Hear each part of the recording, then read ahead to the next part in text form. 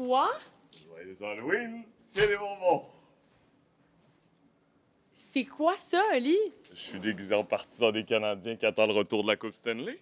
T'avais pas besoin de déguisement pour ça, Oli? Qu'est-ce que tu veux dire? C'est toi, c'est tout toi. Non, c'est un déguisement, c'est un rôle, C'est un rôle de composition. Un rôle de composition. Puis ça, ce serait quoi, la chaise à côté? Ça, c'est la fameuse chaise pour attendre le défilé de la Coupe Stanley sur la rue Sainte-Catherine. C'est tellement élaboré, ton costume. Les gens à l'audio vont rien voir de ça. Aller sur YouTube immédiatement. Et ce chandail, ce mini Ouais, c'est bien chandail, cute. c'était mon chandail la dernière fois que le Canadien a gagné une Coupe Stanley. C'est pas vrai. C'est-tu vrai de vrai? C'est 100% vrai. Oh, c'est quand même cute. Ben Wow, voilà. c'est un super beau costume. Pas pire costume, pas pire déguisement. Toi, tu t'es pas déguisé pour l'Halloween? Moi, Tu j'adore. t'es maquillé. Ben non, mais c'est pas maquillé. J'ai-tu l'air... Un maquillage terrifiant.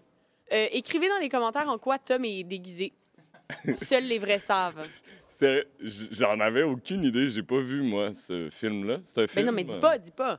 Oui, OK, parfait. Dis pas. Et ceux à l'audio qui sont en mesure de deviner en quoi Tom est On vous déguisé, donne 1000 piastres. Bon. toutes nos félicitations. C'est un très beau décor que, justement, c'est Tom qui nous a fait ce beau décor terrifiant. Là, Oui, pour vrai, je suis qui arrivé fait ce matin. très peur. Ah, j'ai fait le saut. Ah, moi aussi. Ah, j'ai fait le saut. Je me suis dit, je suis pas sûr que je vais être capable de travailler dans ces conditions-là. Bouh! Ouh. Alors, je voudrais... Olivier, regarde pas derrière toi. Qu'est-ce qu'il y a? Regarde. Ah. Bouh! Un fantôme! Oh mon Dieu! Oh! Toi aussi, t'en as Oh derrière non, toi. oh non. Nos boîtes sont décorées. Très bonne réaction. Ouais. Est-ce que c'est notre démo de jeu? Ça devrait être ça. Olivier, manifeste. Non, on continue. On manifeste toujours, s'il y a des réalisateurs à l'écoute, Oh, on sait jamais. un rôle. On se disait, en fait, cette semaine, pour une j'allais raison... manger des bonbons, puis je suis comme, Non, on c'est fait une émission de radio, ça marchera pas. c'est pas le bon moment. Mais on se disait cette semaine, Ah, pour on peut? peut-être une petite anecdote dont on pourrait se passer, mais là, c'est parce qu'on faisait notre plaidoyer pour jouer dans des séries ou dans des films. Et ça m'a fait penser à cette semaine quand on se disait qu'on voulait vraiment avoir un caméo dans Stat. Oui, c'est littéralement notre rêve. Toi, t'écoutes Stat? Non. Est-ce que moi, j'écoute Stat? Non plus. Mais Est-ce que c'est notre rêve de jouer dans Stat? Oui. Marie-André Labbé, je sais pas... Judith Lucier peut-être aussi. Je sais pas. Peut-être que... Bah. OK!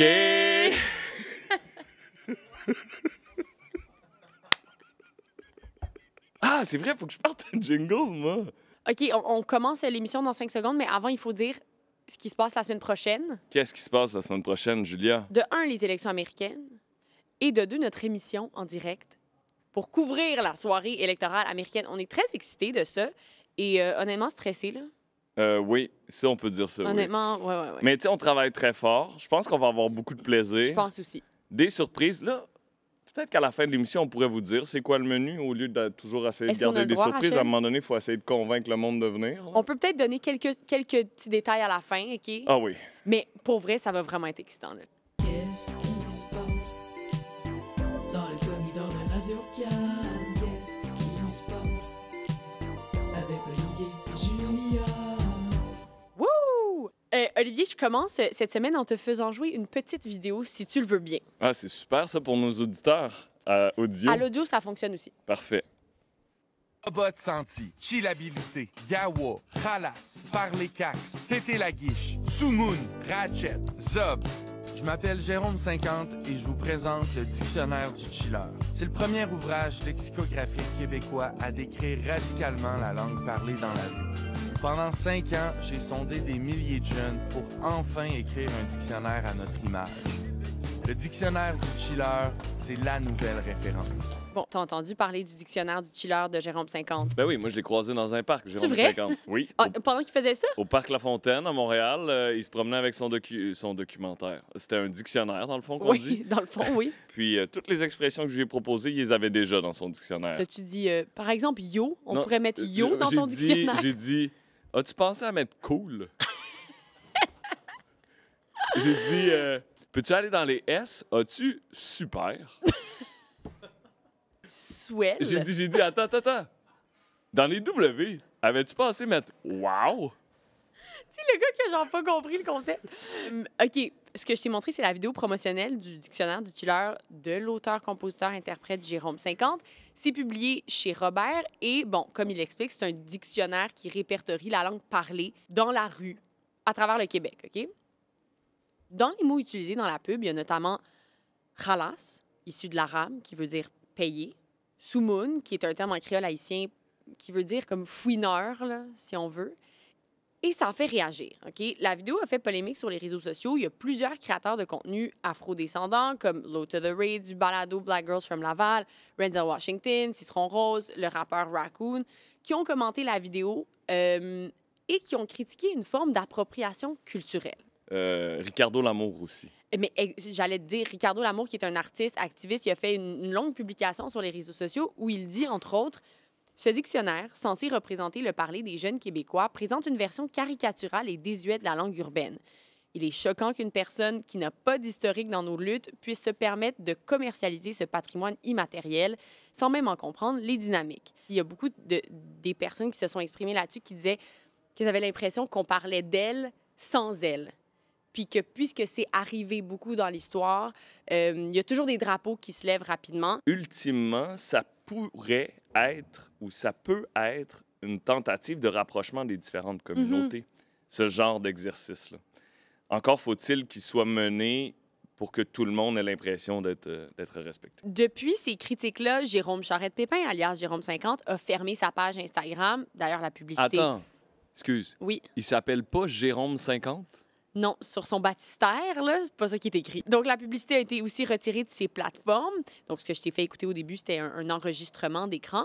Et bon, là, Jérôme 50 n'a pas fait de déclaration officielle dans les médias, mais la chroniqueuse Vanessa Destinée lui a passé un petit coup de fil et elle a parlé de tout ça à l'émission de l'huile sur le feu. C'était très intéressant. Elle a aussi eu la chance de feuilleter le dictionnaire en question.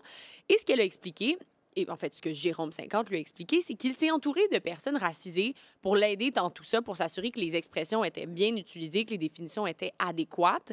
Vanessa Destinée mentionne aussi, et je pense que c'est très important de le dire, que ces expressions-là, issues du créole haïtien ou de l'arabe, sont très minoritaires dans le dictionnaire, là. Parmi toutes les définitions, c'est vraiment le slang québécois, le québécois parlé qui domine largement. Donc, même si ces termes-là sont surreprésentés dans la publicité, c'est pas ce qui est reflété dans l'ouvrage. Jérôme 50 a aussi expliqué à Vanessa Destinée sa démarche. Il s'est promené quand il était en tournée, notamment partout au Québec. Puis il a rencontré des jeunes, il leur a posé des questions, il a recueilli les mots qu'ils utilisaient. Bon, il a quand même travaillé là-dessus pendant plus de 5 ans, en parallèle de son certificat et de sa maîtrise en linguistique à l'Université Laval. Imagines-tu comment il a chillé? Genre, parce que c'est le documentaire du chiller. Ouais. Il va recueillir ces termes-là auprès de chiller. Ouais. Ça implique donc de chiller. En même temps, il est à la maîtrise en linguistique, fait que... T'as dit documentaire, je pense. J'ai dit documentaire, mais je voulais dire dictionnaire. Mais tout le monde le sait à partir de maintenant. Ouais, Quand je à dis chaque documentaire, c'est pour dictionnaire. Puis quand tu dis dictionnaire, ça veut dire... Ah, je dis jamais dictionnaire. Parfait, OK.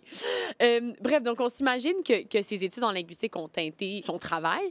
Et donc, bon, les expressions qu'il a recueillies dans son dictionnaire sont des expressions qu'il a véritablement recueillies à la grandeur du Québec et qui reflètent, en tout cas, c'est ce qu'il a voulu faire, c'est ce que Vanessa Destinée expliquait, la diversité et le métissage du vocabulaire des jeunes Québécois. Mais as-tu des exemples d'expressions qui sont pas montréalaises, qui viennent d'ailleurs? Dans la publicité, il y a chillabilité, là, Ouais, que ça, j'ai jamais entendu ça.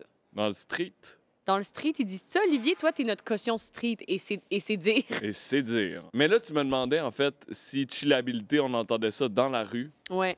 Et je me suis pas promené sur toutes les rues, dans tous les quartiers, mais c'est effectivement un mot que je n'avais pas entendu avant. Et moi non plus. As-tu un autre sujet pour moi, Olivier? Oui! Alors, pour la prochaine nouvelle, Julia, déjà, je devrais retirer mon déguisement.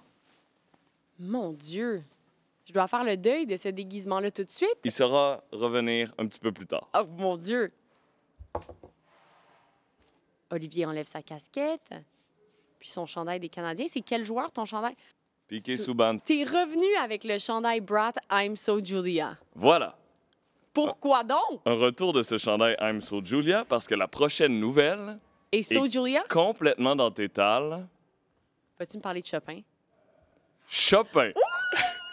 Un drop, un nouveau single. yes! Chopin a lancé une nouvelle chanson. Ah, je suis contente cette fois-ci, j'étais pas complètement pas au courant, mais j'ai pas eu le temps de chercher. J'ai pas eu le temps de creuser cette affaire-là. Ah, je suis vraiment contente que tu m'en parles. Yes! Ah, Olivier! Alors, Chopin, Friedrich Franciszek Chopin, là, Mais oui. comme on le connaît, On le connaît. compositeur et pianiste franco-polonais, né en 1810, mort il y a un petit bout quand même, en 1849, à 39 ans probablement de la tuberculose. Alors, il y a quelques mois, il y a un curateur qui se promenait dans les voûtes, qui faisait du ménage en fait dans les voûtes de la librairie et musée Morgan à Manhattan. Il triait des cartes postales signées par Picasso, des lettres de Brahms, de Tchaïkovski, quand tout à coup, Ma job de rêve de un. Génial, ouais. il est tombé sur cette partition. Une feuille de la grandeur d'une carte index, toute petite, avec 2 inscriptions au sommet de la feuille, Valse et Chopin. Mais là, il reconnaissait pas la musique. Il l'a envoyé à un spécialiste de Chopin dont la mâchoire a décroché, si je me fie au récit du New York Times. Après analyse du manuscrit, du papier, de l'encre, de la calligraphie, du style musical, après avoir consulté tout plein d'experts, eh bien, on peut le dire, c'est visiblement une valse de Chopin qui n'était pas à ce jour connue, une valse qu'il aurait composée au début de la vingtaine, une toute petite valse d'à peine 1 minute 20 secondes. Est-ce qu'on peut l'entendre, Olivier? Une micro-valse, Non. comme on dit dans le milieu. Je sais pas de quel milieu tu parles, mais oui. Allons-y, on l'écoute, interprété par le célèbre pianiste chinois Lang Lang pour le compte du New York Times qui a débusqué cette histoire.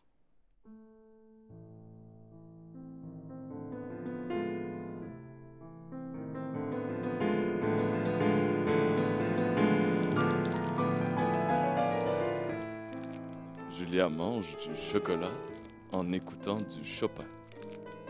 Ça, j'en sais le plus beau moment de ma vie. Une découverte d'un nouveau Chopin et manger du chocolat? Et faire un balado avec toi, Olivier, là. Fallait pas l'oublier dans Fallait l'équation. pas l'oublier. Alors, selon les experts, là, ça, c'est pas vraiment du grand Chopin. Là. Je suis pas un spécialiste de Chopin. Hey! Eh, non, mais gars, c'est ça que Hey! Christophe Huss, critique musicale de classique du Devoir, c'est ce qu'il a dit. Donc, je le cite. Hein? Non, mais nous, on a des épisodes meilleurs que d'autres, mais c'est toujours du grand qu'est-ce qui se passe. Oui, ça, toujours Après, la meilleure, bon. la plus grande cuvée. Bon. Ouais. OK. La découverte risque de créer débat parce qu'on le sait, là, les découvertes d'œuvres inconnues sont souvent accueillies avec scepticisme dans le milieu de la musique classique. Il y a eu plusieurs tromperies, plusieurs falsifications. Mais ça arrive, Julia, des découvertes. Hein? On se souviendra, il y a quelques semaines à peine, je t'annonçais en primeur sur ce plateau, à ta grande surprise, qu'un nouveau Mozart avait été C'était fou, ça. débusqué Je m'en souviens comme si c'était hier. dans une bibliothèque de Leipzig, en Allemagne. Tu sais ce que je me dis? Et depuis ce jour, Oui. l'étincelle est plus vive dans ton regard.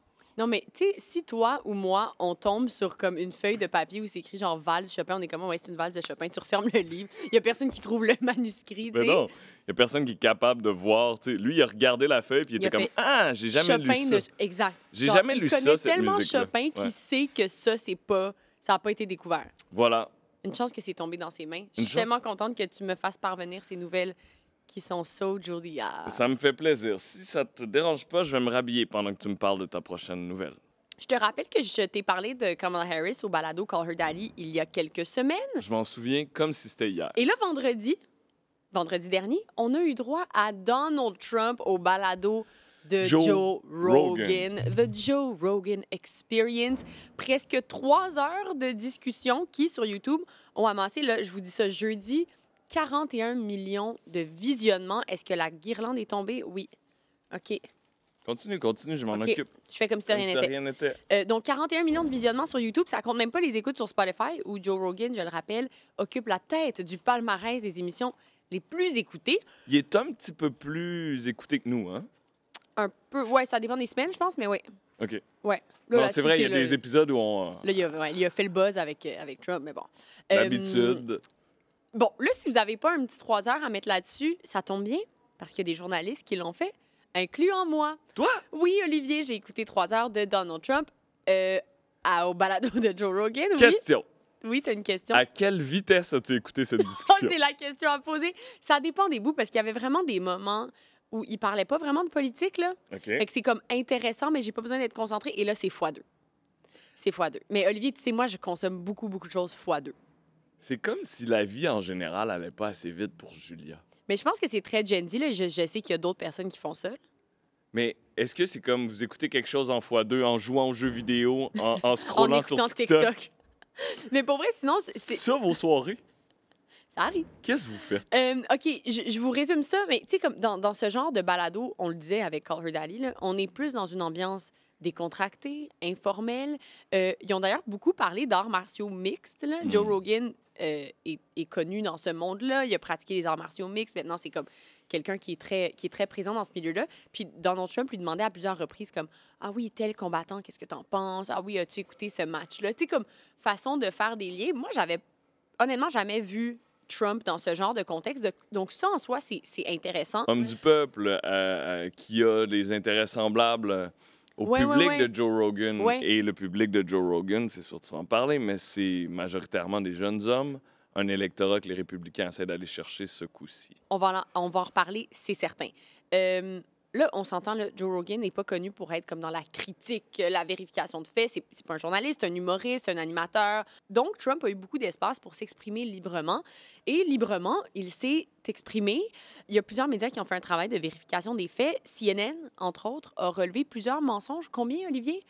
32. Ah! Je t'en donne quelques-uns. Ils ont passé de longues minutes à parler de la théorie du complot de l'élection volée. Les deux pensent qu'il y a eu une fraude électorale généralisée, orchestrée entre autres par les démocrates. Des allégations, ai-je besoin de le rappeler, démenties à maintes reprises.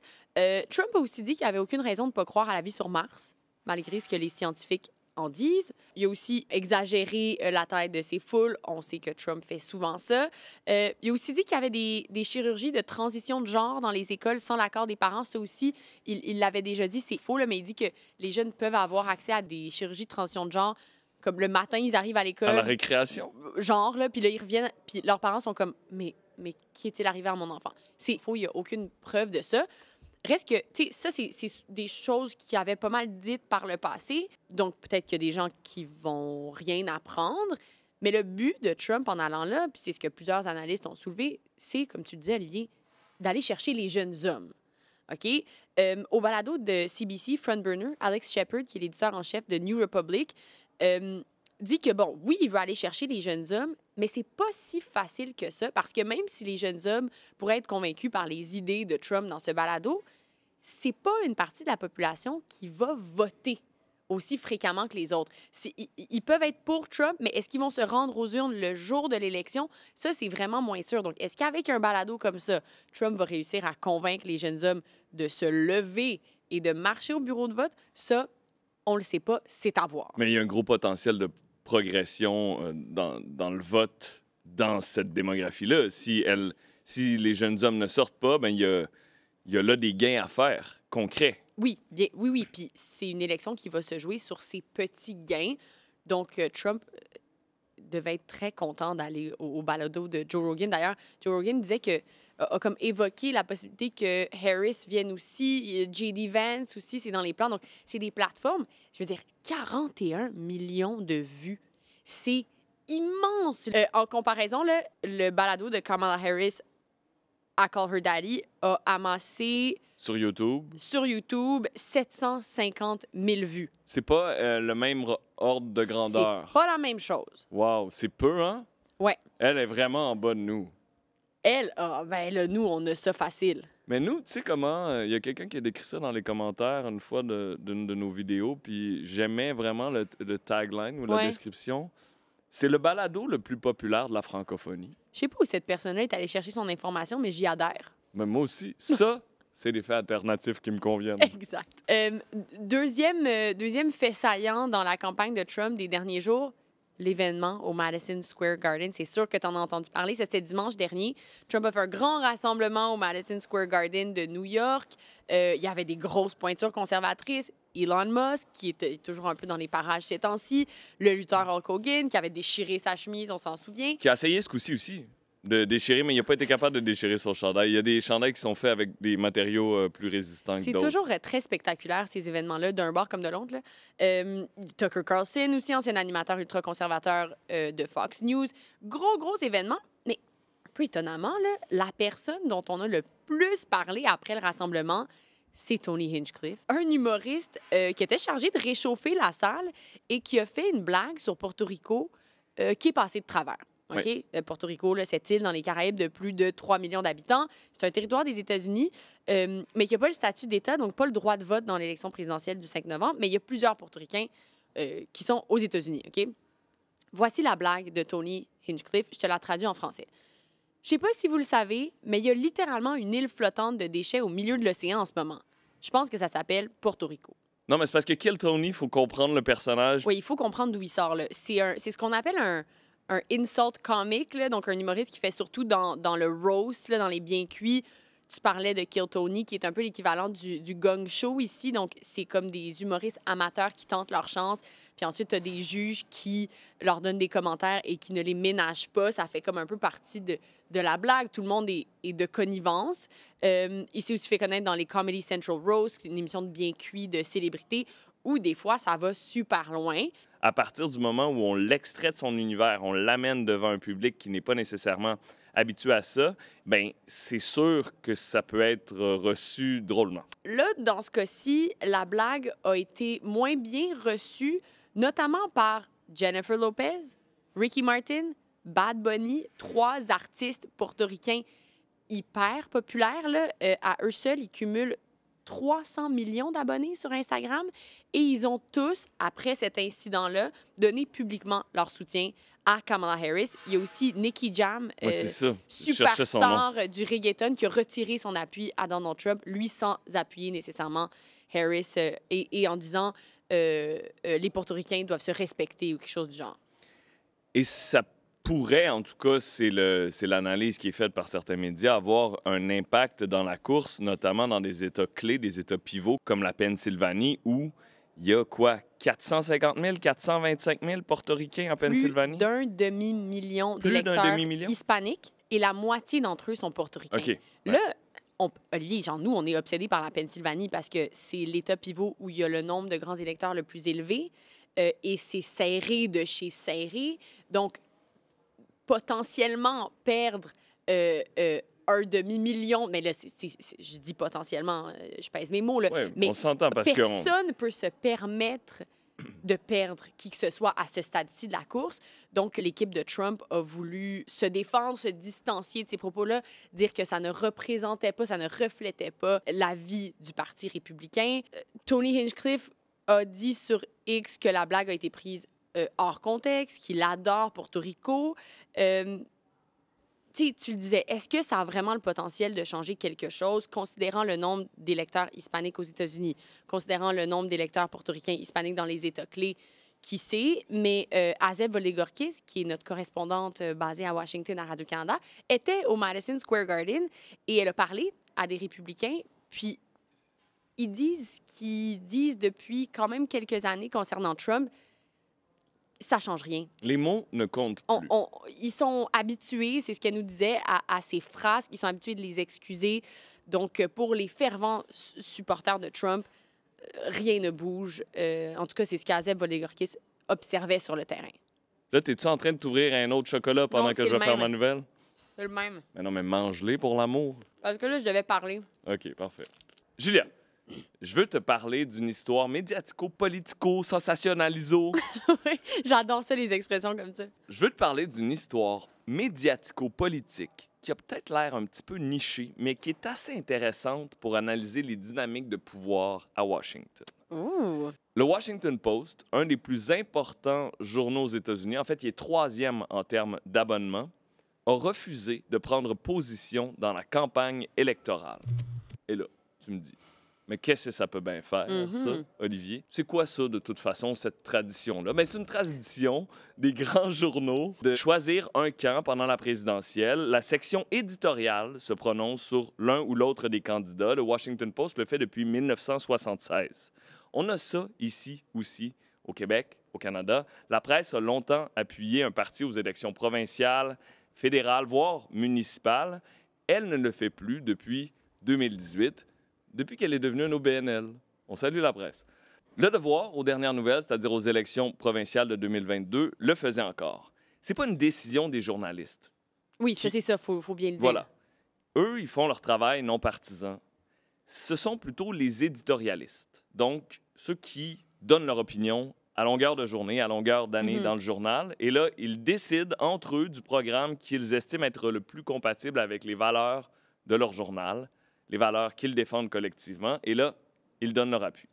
Le Post a plutôt choisi de ne pas prendre position. Semblerait-il que c'est pour des questions de principe, pour revenir aux racines de ce journal historiquement indépendant. Qui a décidé que le Washington Post ne prendrait pas position? C'est son propriétaire. Et qui est le propriétaire du Washington Post? Aïe, je sais c'est qui, Olivier. Ben vas-y. C'est des points gratuits. Bezos. Jeff Bezos, également propriétaire d'Amazon, un des hommes les plus riches au monde. Bezos a expliqué sa décision dans une lettre ouverte dans le journal lundi parce que ça a beaucoup fait réagir, cette décision-là qui a été annoncée vendredi dernier. Donc lundi, prend la plume et dans le journal, il dit « Les appuis à un candidat créent une perception de biais, d'absence d'indépendance. » Il note dans cette lettre-là que selon le plus récent sondage Gallup sur la question, la profession de journaliste aux États-Unis est celle en laquelle le public a le moins confiance. Au bas de la liste. C'est super. Et donc, refuser d'appuyer un candidat, selon lui, est un pas vers la reconquête de la confiance du public. Le problème, c'est que certains y ont vu un conflit d'intérêts. Et quand je dis certains, c'est beaucoup de personnes parce qu'il y a eu beaucoup de réactions. Il y a eu énormément de désabonnements du journal. Entre le moment où la décision a été annoncée vendredi et lundi avant midi, le Post a perdu 200 000 abonnés. Mais c'est immense, là. Ça, c'est selon NPR, qui est la radio publique américaine, là. Tu sais, à une époque où tous les journaux, tous les médias, comme, essayent d'avoir un abonné de plus. Tu sais, on est dans une crise des médias, dans une crise financière des médias. Perdre 200 000 abonnés, c'est majeur. Juste pour te donner une idée, récemment, le Post s'était vanté d'avoir gagné 4 000 abonnés. Ah, c'est ça. c'est Là, ça. Il en a perdu 200 000 d'un Aïe, coup. aïe. C'est 8 de ses abonnés. C'est énorme. Ça a dû continuer à monter, ce chiffre-là, depuis, mais on n'a pas de chiffre à jour. Il y a des chroniqueurs qui ont démissionné. Il y a des journalistes qui se sont retirés des comités éditoriaux. Parce que la question que ça soulève, c'est est-ce que ce serait par crainte de déplaire à Donald Trump et donc de potentiellement perdre de lucratifs contrats si Trump devait être élu à la présidence que le Washington Post a préféré rester neutre? Et là, quand je parle de contrats, ce n'est pas des contrats pour le Washington Post. L'affaire, c'est que Jeff Bezos, il n'est pas juste propriétaire du Washington Post. Il est propriétaire d'Amazon et de plein d'autres compagnies, notamment Blue Origin, qui est une compagnie d'exploration spatiale qui a des milliards de dollars de contrats avec la NASA. Et là, pendant la dernière présidence de Trump, Amazon a poursuivi le gouvernement américain parce que selon Amazon, il y a un contrat entre Amazon et le Pentagone qui aurait été bloqué, un contrat de 10 milliards de dollars, un contrat de stockage d'infos nuagiques, le cloud, simplement parce que Donald Trump n'était pas content de certains articles du Washington Post. Et là, on peut se poser la question, est-ce que c'est par crainte d'un tel scénario que Bezos a décidé que son journal ne prendrait plus position? Bezos assure que non, il dit que ça a été fait par principe. Il faut lui donner ça. Là. Bezos a souvent défendu le travail de ses journalistes depuis 2013, l'année où il a acquis le Washington Post. Et le Post semble bénéficier d'une liberté éditoriale assez grande. Ce n'est pas du tout complaisant avec Donald Trump comme journal. Au contraire, le Post a gagné un prix Pulitzer pour ses révélations sur l'ingérence russe en faveur de Donald Trump dans l'élection présidentielle de 2016. À la dernière élection présidentielle en 2020, le Post avait appuyé Joe Biden en qualifiant Trump du pire président de l'histoire. Sauf que c'est la proximité entre la décision et la date de l'élection qui fait réagir. Et ça pose la question, Bezos, est-ce qu'il est rendu trop économiquement lié au gouvernement américain pour détenir un des journaux les plus importants des États-Unis, surtout un journal basé à Washington, la capitale des États-Unis, le haut lieu de la politique américaine? Et Bezos le reconnaît lui-même. Il n'est pas le propriétaire idéal pour ce journal-là. Il dit chaque jour, il y a un dirigeant d'Amazon, de Blue Origin ou d'une autre de mes compagnies ou fondations qui rencontre des représentants gouvernementaux. Et donc, oui, il peut y avoir apparence de conflit d'intérêts. Et là, la solution qui est proposée par la Columbia Journalism Review, sous la plume de Stephen Waldman, c'est que Bezos devrait, s'il a tant à cœur la démocratie, tant à cœur le journalisme, le droit du public à une information de qualité, devrait céder le Washington Post à un organisme à but non lucratif comme d'autres riches hommes d'affaires l'ont fait avant lui aux États-Unis. Et comme on l'a vu ici, au Québec, avec la presse, Salut la l'OBNL presse. de la nouvelle. Alors voilà, c'est la grosse nouvelle de la semaine dans le domaine médiatico-politique. Mhm. Et maintenant, j'enchaînerai avec ceci, parce que d'un milliardaire, allons à d'autres milliardaires ou à tous les milliardaires. J'ai une question pour toi, Julia. Je t'écoute. Combien de temps est-ce que ça prend à un des plus riches milliardaires au monde à émettre la quantité de gaz à effet de serre qu'un humain moyen va émettre pendant l'entièreté de sa vie? J'ai des choix de réponse pour OK. toi. Est-ce que Finis c'est toujours avec des nouvelles vraiment le fun. Oui. C'est super. c'est pour craquer les gens? Est-ce que c'est A, 2 semaines, B, 3 jours, C, 6 heures ou D, 90 minutes? Hey, si c'est 90 minutes. Dong, ding, dong, ding. Peux-tu me répéter les choix? Attends, fais-le vite. 2 semaines, 3 jours, 6 heures, 90 minutes. Je vais dire 6 heures. Mauvaise réponse, c'est 90 minutes. Attends, quoi? Attends, quoi? Selon un nouveau rapport d'Oxfam qui vient d'être publié et qui s'intitule « Les inégalités carbone tuent », un des plus riches milliardaires au monde émet en 90 minutes la quantité de gaz à effet de serre qu'un humain moyen va émettre pendant l'entièreté de sa vie. Or, c'est un rapport qui est critiqué. Je t'explique pourquoi. C'est la méthodologie qui est critiquée. OK. Le rapport a pris 50 des personnes les plus riches au monde, là. Pas les 50 plus riches. Les chercheurs ont pris des gens de différentes régions là, pour avoir un échantillon global. Et Oxfam a analysé l'empreinte écologique de leurs avions privés, leurs yachts et leurs investissements. Ah, mais les investissements, ça fait... Ouais, ça pèse lourd dans la balance. Il y a certains experts, notamment Pierre-Olivier Pinault, spécialiste de l'énergie, qui est cité par la presse canadienne cette semaine, qui critiquent le fait que les investissements soient considérés dans l'empreinte environnementale parce que ça voudrait dire, dans le fond, que ce sont les propriétaires d'entreprises qui sont responsables des émissions de ce qu'ils produisent, ce qui est peut-être vrai en partie, sauf que c'est comme si on considérait que les consommateurs n'ont aucune responsabilité environnementale dans ce qu'ils consomment. Alors que une évaluation plus juste serait peut-être de répartir l'empreinte environnementale entre les propriétaires d'entreprises et les consommateurs. Faudrait pondérer, OK. Et donc, l'empreinte carbone des plus riches serait exagérée dans ce rapport-là, puisque les émissions liées aux investissements sont beaucoup plus importantes que celles liées au mode de vie. Reste que leur mode de vie aux milliardaires est quand même énormément plus polluant que ceux de l'humain moyen. Et le rapport donne quelques exemples. OK. Si on prend la famille Walton, propriétaire de Walmart, cette famille-là a 3 yachts parce que... Jamais 203. Donc, cette famille-là a 3 yachts qui, à eux seuls, ont une empreinte carbone annuelle équivalente à celle de 1700 employés de la chaîne Walmart. Donc, juste les yachts, c'est 1700 employés qui font leur année, qui vivent, qui se déplacent, qui achètent, qui consomment. Amazon, on en parlait tantôt, propriétaire Jeff Bezos, lui possède 2 jets privés. Combien est-ce que ça prendrait de temps à un employé moyen d'Amazon pour émettre autant de GES que ce que les 2 jets de Jeff Bezos ont émis en 1 an, Julia? Je sais pas, Olivier. Eh bien, selon le rapport d'Oxfam, c'est 207 ans. Wow! Le rapport indique qu'il nous reste 4 ans au rythme actuel avant d'épuiser le budget carbone à respecter pour ne pas dépasser la limite de 1,5 degré Celsius de réchauffement par rapport à l'ère industrielle.